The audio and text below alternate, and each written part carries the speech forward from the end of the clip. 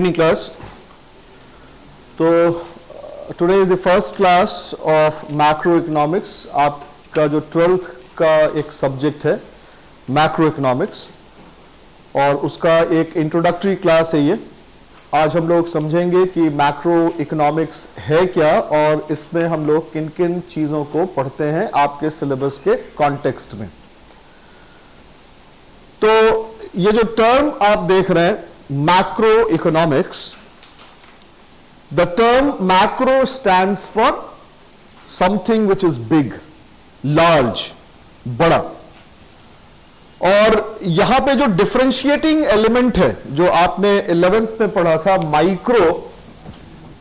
Micro में letter आई था और यहां पर लेटर ए है. तो I stood for individual and A stands for aggregate या ऑल. तो इकोनॉमिक्स की वो थियरी जो एग्रीगेट्स को पढ़ती हो, जो ऑल को पढ़ती हो, जो पूरे इकोनॉमी को पढ़ती हो, उसको हम लोग मैक्रो इकोनॉमिक्स कहते हैं. नाउ मूविंग ऑन कि मैक्रो इकोनॉमिक्स को आप बहुत सरल शब्दों में डिफाइन कैसे करेंगे.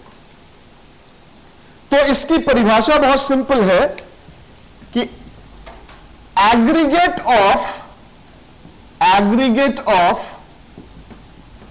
Microeconomic variables, aggregate of microeconomic variables. जब आप माइक्रोइकोनॉमिक वेरिएबल्स को सम करेंगे, ऐड करेंगे, तो आपके पास क्या आएगा? मैक्रोइकोनॉमिक वेरिएबल्स आएगा. अब आप सोच रहे होंगे कि आखिर इस मैक्रोइकोनॉमिक थियरी में हम किन किन चीजों को पढ़ते हैं. What all things are included in macroeconomics. तो 4-5 चीजें, और जो मैं अभी आपसे डिस्कस करूंगा वो सारा आपके सिलेबस का पार्ट होगा. तो बेहतर होगा कि हम लोग ये जाने कि scope of macroeconomics, scope of macroeconomics, scope of macro. Scope का मतलब क्या हुआ? Subject matter. Scope means subject matter. किन किन चीजों को आपको पढ़ना है मैक्रो इकोनॉमिक्स में. What all things are to be studied in macro economics. इसको हम लोग कहते हैं स्कोप या subject matter. Subject matter of macro economics. तो इसमें बेसिकली हम लोगों को सबसे पहला जो पढ़ना है वो है general price level. General price level. जो दूसरा हम लोगों को पढ़ना है वो national income and output. National income and output. जो तीसरा हम लोगों को पढ़ना है वो है economic growth. Economic growth and employment. Economic growth and employment. जो चौथा हम लोगों को पढ़ना है it is investments and savings. Investments and savings.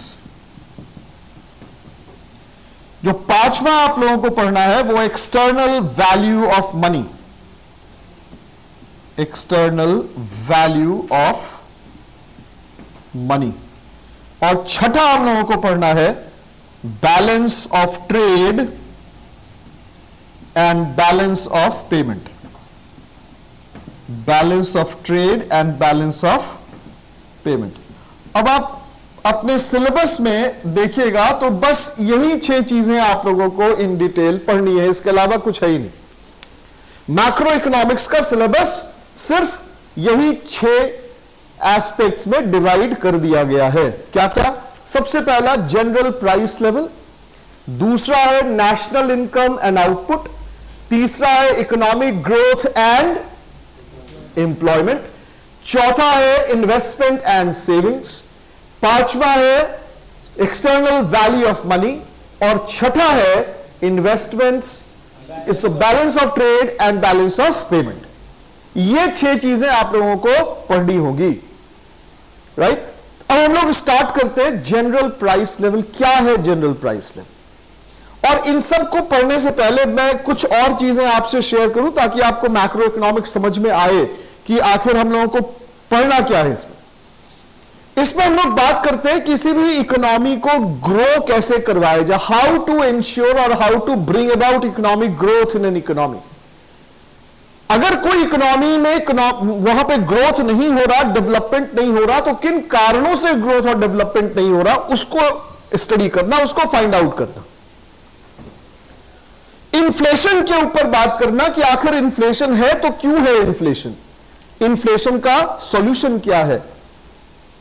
हम लोग ये बात करेंगे इसमें कि हम लोग अपने वहां एम्प्लॉयमेंट को कैसे और क्रिएट कर सकते हैं, कैसे हम लोग पॉवर्टी को दूर कर सकते हैं, how can we come up with a better social infrastructure. These are all some of the important questions that we need to answer, and the answer is to be given by none other than macroeconomics, the theory of macroeconomics.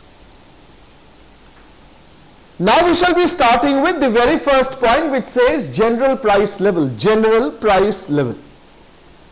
Have you heard about inflation and deflation or the rise in price in the economy?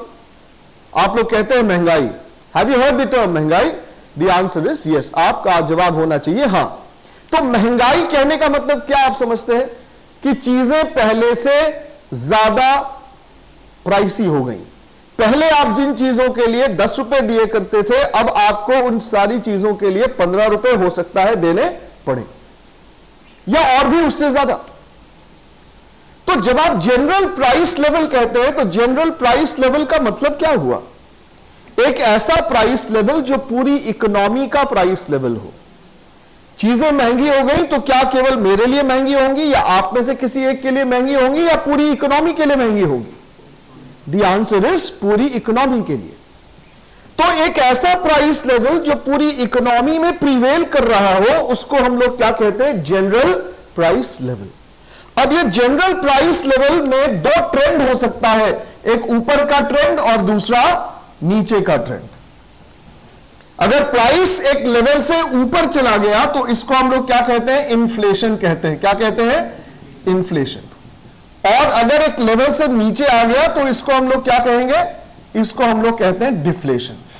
Inflation का मतलब price का बढ़ जाना और deflation का मतलब price का घट जाना. तो प्राइस अगर बढ़ता है तो केवल क्या इंडिविजुअल के लिए बढ़ता है या सेक्शन ऑफ द सोसाइटी के लिए बढ़ता है? The answer is no. जब भी प्राइस बढ़ेगा तो पूरी इकोनॉमी में महंगाई होगी, प्राइस घटेगा तो पूरी इकोनॉमी के लिए प्राइस फॉल करेगा. तो इसलिए जनरल प्राइस लेवल हमेशा एक मैक्रो कॉन्सेप्ट होगा. कौन सा कॉन्सेप्ट होगा? Macro concept. ये माइक्रो कॉन्सेप्ट नहीं हो सकता. It has to be a macro concept, right? Now, point number 2. Point number 2 is national income and output. National income and output. Now, what is national income? नाम से बड़ा clear है. Income of the nation is called national income. Income of the nation is called national income. And national income and output, हमने यहां पे national income के साथ output शब्द को लिखा. क्या रिलेशन है नेशनल इनकम का आउटपुट के साथ? तो पहले इसको समझने से हम लोग दो टर्म और समझेंगे कि what is open economy. Open economy क्या है, और दूसरा क्लोज्ड इकोनॉमी क्या है. What is open economy and what is closed economy. Open economy का मतलब क्या हो गया? एक ऐसी इकोनॉमी जिसका दुनिया की बाकी इकोनॉमी के साथ कोई ना कोई ट्रेड रिलेशन हो. जैसे अगर आप इंडिया को देखें तो इंडिया बाकी बहुत सारे देशों के साथ व्यापार करता है, एक्सपोर्ट इंपोर्ट का काम करता है ना. तो यह हो गया ओपन इकोनॉमी. चाइना जैसे दूसरी इकोनॉमी के साथ ट्रेड करता है, जापान दूसरी इकोनॉमी के साथ ट्रेड करता है. तो कोई भी ऐसी economy which has some sort of economic relation through the means of international trade with other economies is called which economy? Open economy. जहां पर इकोनॉमी का दूसरी इकोनॉमी के साथ कोई इंटरनेशनल ट्रेड रिलेशन नहीं है, उसको हम लोग क्या कहते हैं? Closed economy. यह सेल्फ सफिशिएंट इकोनॉमी है। यह जो प्रोड्यूस करती है खुद कंज्यूम करती है, इसके पास न तो सरप्लस है और न डेफिसिट है। It has neither the surplus nor the deficit. Surplus होगा नहीं, इसलिए उसको एक्सपोर्ट करने की जरूरत नहीं पड़ती। डेफिसिट है नहीं, इसलिए इसको इंपोर्ट करने की भी कोई आवश्यकता नहीं पड़ती। Right?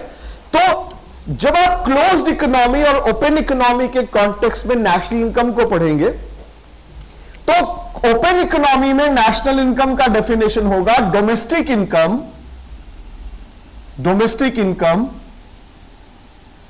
Plus NFIA, domestic income plus NFIA।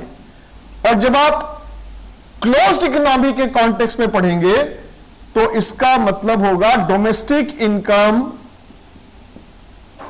बराबर हो जाएगा किसके? नेशनल इनकम के। और डोमेस्टिक इनकम प्लस NFIA ये बराबर होगा किसके? नेशनल इनकम के।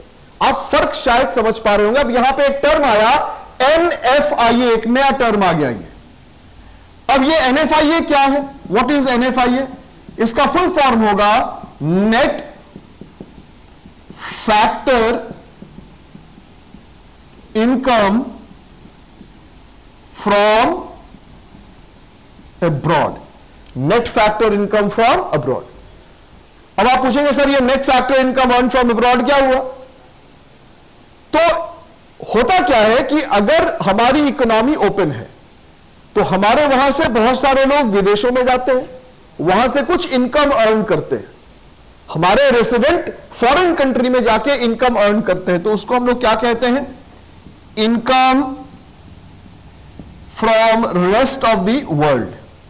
ROW stands for rest of the world. ठीक उसी तरीके से बहुत सारे फॉरेन नेशनल्स आपकी इकोनॉमी में आते हैं और आप उनको पेमेंट करते हैं, तो आप इसमें से माइनस करेंगे payments to rest of the world. तो जब आप income from rest of the world में से payments to rest of the world को घटा देंगे तो आपके पास क्या आएगा? You will be getting NFIA। Right? और जब रेस्ट ऑफ द वर्ल्ड का कॉन्सेप्ट आ गया तो यह हमेशा कौन सी इकोनॉमी हो जाएगी? Open economy. तो डोमेस्टिक इनकम में जब आप NFIA को ऐड करेंगे तो आपको क्या मिलेगा? नेशनल इनकम मिलेगा। लेकिन क्लोज्ड इकोनॉमी में क्या है? क्लोज्ड इकोनॉमी में कोई NFIA नहीं होगा। क्यों? क्योंकि ना तो हमारे लोग बाहर जाएंगे और ना बाहर के लोग आपके वहां आएंगे, तो NFIA का वैल्यू क्या हो गया? जीरो, है ही नहीं वहां पर। तो जहां पे क्लोज्ड इकोनॉमी है वहां पे NFIA का कॉन्सेप्ट एग्जिस्ट नहीं करेगा और इसलिए नेशनल इनकम किसके बराबर होगा? डोमेस्टिक इनकम के बराबर हो जाएगा। अब आप पूछेंगे सर ये ठीक है, नेशनल इनकम तो समझ में आ गया, लेकिन यहां पे आउटपुट क्यों लिखा आपने? यहां पे आउटपुट क्यों लिखा गया? तो डोमेस्टिक इनकम का डेफिनेशन क्या है आप ये भी समझ लीजिए थोड़ा। डोमेस्टिक इनकम का डेफिनेशन है monetary value of all final goods and services produced within the domestic boundary of a nation during a given period। अब आप शायद इस डेफिनेशन से कुछ चीजों को ड्रॉ कर पा रहे होंगे। क्या लिखा हमने डोमेस्टिक इनकम का डेफिनेशन? मॉनेटरी वैल्यू है। किस चीज का मॉनेटरी वैल्यू है? किस चीज का मॉनेटरी वैल्यू है? Final goods and services. तो ये जो फाइनल गुड्स और सर्विसेज हुआ ये कुछ और नहीं हुआ बल्कि आउटपुट हुआ। तो जब तक आउटपुट नहीं होगा तब तक आप उसका मॉनेटरी वैल्यू नहीं निकाल पाएंगे, और जब तक मॉनेटरी वैल्यू नहीं निकलेगा तब तक आप डोमेस्टिक इनकम और नेशनल इनकम का कॉन्सेप्ट नहीं निकाल पाएंगे। तो ये जो आउटपुट है, ये आउटपुट किसी पर्टिकुलर कंपनी का आउटपुट नहीं है, ये पर्टिकुलर इंडस्ट्री का आउटपुट नहीं है, ये आउटपुट हम लोग बात कर रहे हैं पूरी इकोनॉमी के कॉन्टेक्स्ट में, output of the entire economy, right. तो नेशनल इनकम और आउटपुट, क्या ये इंडिविजुअल का कॉन्सेप्ट है, क्या ये माइक्रो कॉन्सेप्ट है, क्या ये माइक्रो कॉन्सेप्ट है? The answer is no, it has to be a macro concept. क्यों? क्योंकि आउटपुट यहां पर हम लोग पूरी इकोनॉमी का कंसिडर कर रहे हैं, और उसके आधार पे जो इनकम को आप कैलकुलेट कर रहे हैं वो भी नेशन का इनकम है, इसलिए नेशनल इनकम एंड आउटपुट यहां पर कौन सा कॉन्सेप्ट होगा? मैक्रो कॉन्सेप्ट होगा। क्या होगा? Macro concept. और मैंने शुरू में ही बताया कि इकोनॉमिक्स की वो थ्योरी जो पूरे इकोनॉमी को स्टडी करता हो, जो पूरे इकोनॉमी के बिहेवियर को एनालाइज करता हो, उसको हम लोग मैक्रो इकोनॉमिक्स का हिस्सा मानते हैं। अब आइए पॉइंट नंबर 3 में, economic growth and employment. Economic growth and employment. Now what is economic growth? Economic growth को आप कैसे डिफाइन करते हैं? इकोनॉमिक ग्रोथ को हम लोग डिफाइन करते हैं या उसको मेजर करते हैं किस चीज से? जीडीपी से। Have you heard the term GDP? Have you heard the term GDP? The answer has to be yes. आपने सुना ही होगा जीडीपी, ग्रॉस डोमेस्टिक प्रोडक्ट। तो आखिर क्या है GDP? GDP is a unit of measuring what? Economic growth. तो जब हमारे देश में जीडीपी बढ़ गया तो हम लोग बड़ी आसानी से कह सकते हैं कि भाई हमारे वहां इकोनॉमिक ग्रोथ हो गया। जब हमारे वहां जीडीपी घट गया तो हम लोग कहते हैं इकोनॉमिक ग्रोथ कम हो गया या डी ग्रोथ हो गया। तो इकोनॉमिक ग्रोथ क्या है? इकोनॉमिक ग्रोथ को आप कैसे डिफाइन करते हैं? इकोनॉमिक ग्रोथ का मतलब हुआ कि किसी भी देश में, किसी भी अर्थव्यवस्था में अगर एक गिवन टाइम फ्रेम के अंदर वहां पर आउटपुट का लेवल लगातार और थोड़ी बड़ी मात्रा में बढ़ जाए तो उसको हम लोग क्या कहेंगे? इकोनॉमिक ग्रोथ कहेंगे। क्या कहा मैंने? दोबारा से सुनिएगा। Economic growth is defined as what? Sustained and substantial rise in the nation's volume of output for a given period. मतलब इकोनॉमिक ग्रोथ का मतलब हुआ, ध्यान से सुनो एक बार, कि जब किसी भी दिए गए समय में एक इकोनॉमी का लेवल ऑफ आउटपुट बढ़ना शुरू हो जाए या बढ़ जाए, बड़ी मात्रा में बढ़ जाए, लगातार बढ़ जाए, तो हम लोग ये कहेंगे कि वहां पे क्या हो गया? इकोनॉमिक ग्रोथ हो गया। और जब इकोनॉमिक ग्रोथ होगा, आउटपुट बढ़ गया। क्या बढ़ गया? आउटपुट बढ़ेगा तभी इकोनॉमिक ग्रोथ होगा। और आउटपुट बढ़ने का मतलब क्या हो गया? नेशनल इनकम भी हमारा बढ़ गया। और आउटपुट होने के लिए, आउटपुट बढ़ने के लिए क्या चाहिए? इंप्लॉयमेंट बढ़ना चाहिए या घटना चाहिए? इंप्लॉयमेंट बढ़ना चाहिए, राइट। तो आपने ये देखा कि ये चारों आपस में किस तरीके से रिलेटेड हैं? Economic growth, employment, national income और आउटपुट। अगर आपकी इकोनॉमी में अनएम्प्लॉयमेंट का डेटा जारी किया जाता है तो क्या वो अनएम्प्लॉयमेंट का डेटा किसी खास व्यक्ति विशेष के लिए है? जवाब दीजिए। द आंसर इज यस और no? The answer is no. We are talking about employment, unemployment in context of the entire economy. It has to be a macro concept. जब आप एम्प्लॉयबिलिटी कहते हैं, अनएम्प्लॉयमेंट कहते हैं, अंडर एम्प्लॉयमेंट कहते हैं, full employment कहते हैं, तो ये माइक्रो लेवल की बातें नहीं है, ये सारी, ये सब मैक्रो लेवल पे हम लोग बात करते हैं। We are all discussing the topics of employment, unemployment as macro variable. अब हम लोग आगे बढ़ते हैं। क्या कह रहा है? Investment and savings. क्या है भाई इन्वेस्टमेंट और सेविंग्स? आप कहेंगे सर इन्वेस्टमेंट और सेविंग्स तो माइक्रो होना चाहिए। बिल्कुल माइक्रो है। अगर देखा जाए, मैं अपने इन्वेस्टमेंट की बात करूं तो वो माइक्रो होगा, मैं अपने सेविंग्स की बात करूं तो वो क्या होगा? माइक्रो होगा। लेकिन यहां पर ये इंडिविजुअल इन्वेस्टमेंट्स और इंडिविजुअल सेविंग्स की बात नहीं हो रही। मैक्रो इकोनॉमिक्स में जब भी आप इन्वेस्टमेंट्स और सेविंग्स की बात करते हैं तो ये हमेशा क्या होगा? मैक्रो लेवल पे होगा। किस लेवल पे होगा? मैक्रो लेवल पे। पूरी इकोनॉमी में इन्वेस्टमेंट्स, पूरी इकोनॉमी का सेविंग्स। तो हम लोग यहां पे ओवरऑल इन्वेस्टमेंट्स कहते हैं और एग्रीगेट सेविंग्स कहते हैं। क्या कहते हैं? Overall investments and aggregate savings. ये सब आपके चैप्टर में, ये पूरा एग्रीगेट डिमांड, एग्रीगेट सप्लाई, ये सारा कुछ आपको उसी में पढ़ना होगा, ये सारा कॉन्सेप्ट।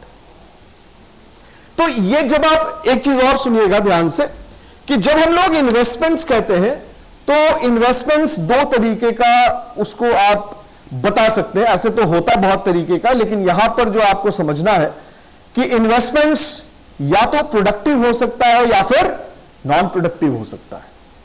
अगर कुछ लिखा नहीं गया, सिर्फ इन्वेस्टमेंट लिखा गया, क्या लिखा गया? सिर्फ इन्वेस्टमेंट, तो आपको यह मान लेना पड़ेगा कि we are talking about productive investment. हम लोग किस इन्वेस्टमेंट की बात कर रहे हैं? प्रोडक्टिव। अगर नॉन प्रोडक्टिव रहता तो वहां पे लिख देता कि वो नॉन प्रोडक्टिव इन्वेस्टमेंट है। ठीक है, हम लोग सिर्फ बात कर रहे हैं किसकी? इन्वेस्टमेंट्स जो कि प्रोडक्टिव नेचर का है, और सेविंग्स। अब आप देखिए प्रोडक्टिव नेचर का जो इन्वेस्टमेंट्स और सेविंग्स, उसको हम लोग कैसे कोरिलेट करते हैं। जब आपकी इकोनॉमी में इन्वेस्टमेंट्स किया गया, पूरी इकोनॉमी में इन्वेस्टमेंट हुआ, तो इन्वेस्टमेंट्स का फायदा क्या होगा कि आपकी इकोनॉमी के प्रोडक्शन कैपेसिटी में क्या हो जाएगा? बढ़त हो गया। The productive capacity of the economy rises. तो जब आपकी इकोनॉमी की प्रोडक्टिव कैपेसिटी बढ़ेगी, मतलब क्या? You will be requiring more employment. Yes और नो? ज्यादा प्रोडक्शन, ज्यादा मशीनें आ रही हैं, ज्यादा कारखाने आ रहे हैं, ज्यादा इंडस्ट्री आ रहे हैं, तो आप इंप्लॉयमेंट ज्यादा क्रिएट करेंगे। इंप्लॉयमेंट ज्यादा क्रिएट होगा तो आउटपुट क्या होगा? बढ़ जाएगा। आउटपुट बढ़ेगा तो नेशनल इनकम क्या हो जाएगा? बढ़ जाएगा। नेशनल इनकम बढ़ेगा तो सेविंग्स बढ़ जाएगा। देखिए ये पूरा चेन है यहां से, तो ये पूरी इकोनॉमी को रिलेट करता है। एक वेरिएबल आप उठाएंगे तो उसका इंपैक्ट, मल्टीपल इंपैक्ट, कहां तक? एक इन्वेस्टमेंट्स का इफेक्ट मैंने सेविंग्स पे दिखा दिया। तो इसीलिए हम लोगों को दोबारा से समझना है इस चीज को कि इन्वेस्टमेंट और सेविंग्स वो माइक्रो भी हो सकता है, लेकिन यहां पर हम लोगों को माइक्रो के कॉन्टेक्स्ट में नहीं पढ़ना। हम लोगों को इन्वेस्टमेंट और सेविंग्स को किस कॉन्टेक्स्ट में देखना? मैक्रो कॉन्टेक्स्ट में देखना। किस कॉन्टेक्स्ट में? मैक्रो कॉन्टेक्स्ट में। तो आप जब इन्वेस्टमेंट कह रहे हैं तो पूरी इकोनॉमी का इन्वेस्टमेंट, सेविंग्स कह रहे हैं तो एग्रीगेट सेविंग्स, राइट? अब आगे बढ़ते हैं। ये जो इन्वेस्टमेंट्स है, ये भी मैंने बताया दो तरीके का हो सकता है। ऐसे तो होता है बहुत, x एंटे investment, x post investments, gross investments, net investments, बहुत सारा होता है। लेकिन जो मैं आपको समझाने की कोशिश कर रहा हूं कि यहां पे इन्वेस्टमेंट्स प्रोडक्टिव या फिर नॉन प्रोडक्टिव। लेकिन अगर कुछ लिखा हुआ नहीं है तो क्या मानेंगे इसको? प्रोडक्टिव। अगर अनप्रोडक्टिव लिखना होता तो लिख देता, यहां पे कुछ लिखा नहीं है तो ये प्रोडक्टिव है। और हमारी इकोनॉमी में इन्वेस्टमेंट्स होता गया, प्रोडक्शन कैपेसिटी हमारे वहां बढ़ गई, कारखाने आ गए, उद्योग आ गए, फैक्ट्रीज आ गई, मशीनें लग गई, तो प्रोडक्टिव कैपेसिटी क्या हो गई? बढ़ गई। तो जब प्रोडक्टिव कैपेसिटी बढ़ जाएगी तो उसका रिजल्ट क्या होगा? इंप्लॉयमेंट बढ़ेगा। इंप्लॉयमेंट बढ़ने से क्या होगा? आउटपुट बढ़ेगा। आउटपुट बढ़ने से क्या होगा? इनकम बढ़ेगा। और इनकम बढ़ने का मतलब इकोनॉमिक ग्रोथ से सेविंग्स होगा। क्या होगा? सेविंग्स। जब हमारे पास इनकम बढ़ेगा तो we will be in a position to save more, right? अब यहां पे एक टर्म मैं आपसे और डिस्कस कर दूं, कैपिटल फॉर्मेशन। आपने नाम सुना होगा, लेकिन फिर भी मैं यहां पे लिख देता हूं, समझा देता हूं कैपिटल फॉर्मेशन क्या है। What is capital formation? देखिए कैपिटल फॉर्मेशन जो है ना वो बड़ा की है, कि मतलब महत्वपूर्ण है। अगर आप डेवलप करना चाहते हैं, आपकी इकोनॉमी डेवलप करना चाहती है, ग्रो करना चाहती है, तो कैपिटल फॉर्मेशन होना चाहिए, बहुत तेजी से होना चाहिए। क्या है capital formation? It's a process of transforming savings into investments. Process of transforming savings into investments. Savings को आप कैसे इन्वेस्टमेंट्स में ट्रांसफॉर्म करें, बदले। Don't keep savings idle. आपने बिजनेसमैन को सुना होगा, क्या वो सेविंग्स रखते हैं अपने पास? नहीं। मनी को वो सोचते हैं मार्केट में कितना रोटेट होता रहे, जितना रोटेट होगा इनकम उतना ज्यादा जनरेट होगा। तो इकोनॉमी के साथ भी ऐसे ही है। उनका कहना है कि ठीक है, आपने इनकम ज्यादा किया, कोई बात नहीं, आपने सेविंग्स बढ़ा दी, वेरी गुड, लेकिन व्हाट इज नॉट गुड कि आपने सेविंग्स तो किया लेकिन आपने सेविंग्स को आइडल छोड़ दिया. Don't leave savings idle. Mobilize the savings, convert the savings into productive investments. तो जब आप प्रोडक्टिव इन्वेस्टमेंट करेंगे तो हमारे वहां प्रोडक्शन करने की क्षमता बढ़ेगी, एम्प्लॉयमेंट बढ़ेगा, आउटपुट बढ़ेगा, इनकम बढ़ेगा और सेविंग्स दोबारा से बढ़ेगा. राइट? तो ये पूरा माइक्रो कॉन्सेप्ट नहीं हो सकता, ये सब का सब क्या है? मैक्रो कॉन्सेप्ट है, क्योंकि ये इंडिविजुअल्स रिलेटेड नहीं है. It talks about the entire economy, how the economy functions, how the economy operates. अब आइए सबसे important, external value of money. क्या है external value of money? Have you heard about the exchange rates? आपने शायद सुना होगा ना कि डॉलर के मुकाबले रुपया मजबूत हो गया. Have you heard this? Dollar के मुकाबले रुपया कमजोर हो गया, एक्सचेंज रेट फ्लक्चुएट करता, मतलब $1 is equal to 82 Indian rupees. I am simply giving example, मैं एग्जैक्ट वैल्यू कोट नहीं कर रहा. तो अगर हम लोग बात करें कि $1 के मुकाबले येन का वैल्यू क्या है, €1 के मुकाबले डॉलर का वैल्यू क्या है, तो ये क्या हो गया? External value of money. तो एक्सटर्नल वैल्यू ऑफ मनी कुछ और नहीं है. External value of money refers to the exchange rate of one currency in terms of another currency. और ये पूरा आपको पढ़ना है फॉरेन एक्सचेंज, ये आपका चैप्टर ही है फॉरेन एक्सचेंज, कि भाई किस तरीके से हम करेंसी के वैल्यू को डिटरमिन करते हैं. क्या सरकारें तय करती हैं, क्या मार्केट तय करता है, दोनों मिलकर तय करता है, कौन कौन सा factor demand for foreign currency, supply of foreign currency को इफेक्ट करता है. ये सारी चीजें आपके सिलेबस का पार्ट है. तो एक्सटर्नल वैल्यू ऑफ मनी का मतलब क्या हो गया? एक्सटर्नल वैल्यू ऑफ मनी का मतलब exchange value of one currency in terms of another currency. एक देश की करेंसी का एक्सचेंज रेट दूसरे देश की करेंसी के रिस्पेक्ट में क्या होगा, उसको आप पढ़ते हैं किसमें? एक्सटर्नल वैल्यू ऑफ मनी में. अब आप खुद से सोचे तो क्या एक्सटर्नल वैल्यू, क्या करेंसी का एक्सचेंज रेट किसी इंडिविजुअल के लिए होता है या पूरी इकोनॉमी के लिए हो?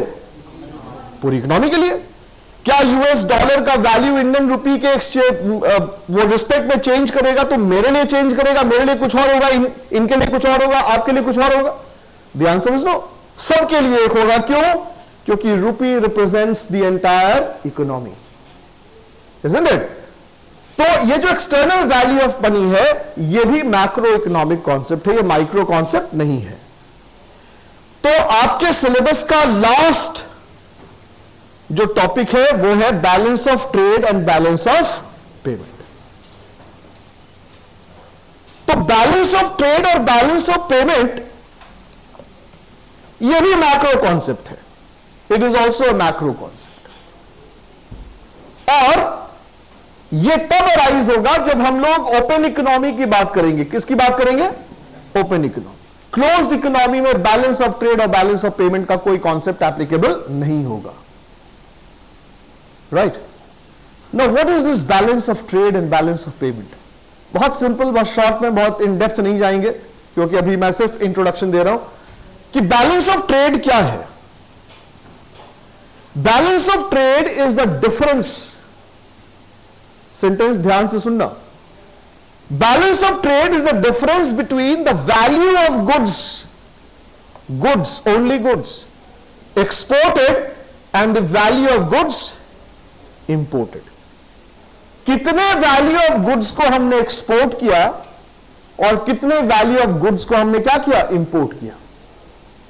इन दोनों के बीच के डिफरेंस को हम लोग कहते हैं बैलेंस ऑफ ट्रेड.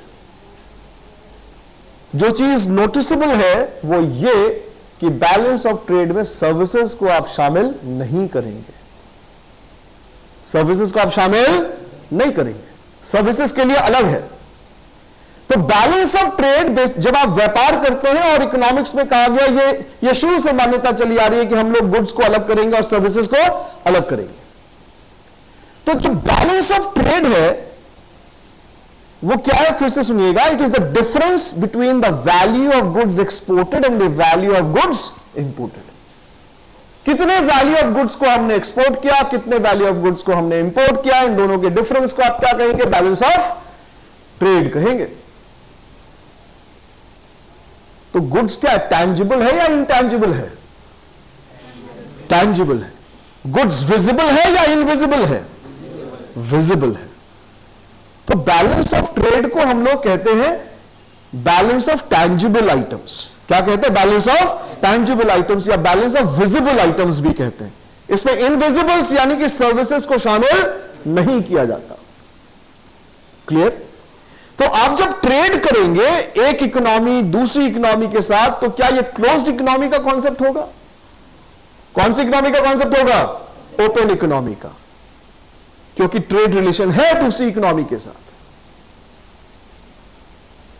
तो आप जब बैलेंस ऑफ ट्रेड कह रहे हैं एक इकोनॉमी क्या एक्सपोर्ट कर रही है, तो जब आप इकोनॉमी के रिस्पेक्ट में देखेंगे ट्रेड को, तो वो माइक्रो होगा या मैक्रो होगा? मैक्रो होगा। तो बैलेंस ऑफ ट्रेड चूंकि वो पूरे नेशन के ट्रेड को रिप्रेजेंट करता है, इसलिए ये हमेशा कौन सा कॉन्सेप्ट होगा? मैक्रो कॉन्सेप्ट होगा। अब फाइनली आज के लिए last topic, balance of payment. क्या है भाई बैलेंस ऑफ पेमेंट? आप जब ट्रेड करेंगे तो हिसाब का भी तो सेटलमेंट होगा।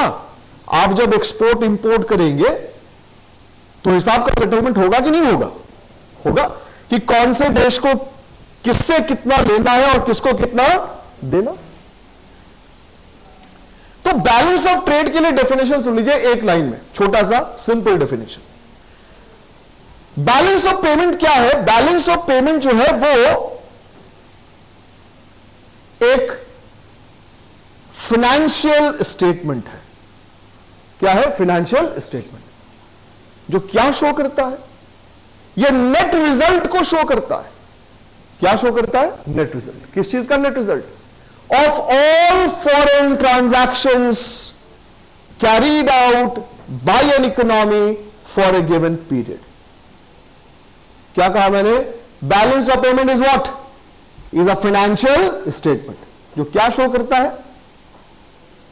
जो क्या शो करता है? Net result. किस चीज का नेट रिजल्ट?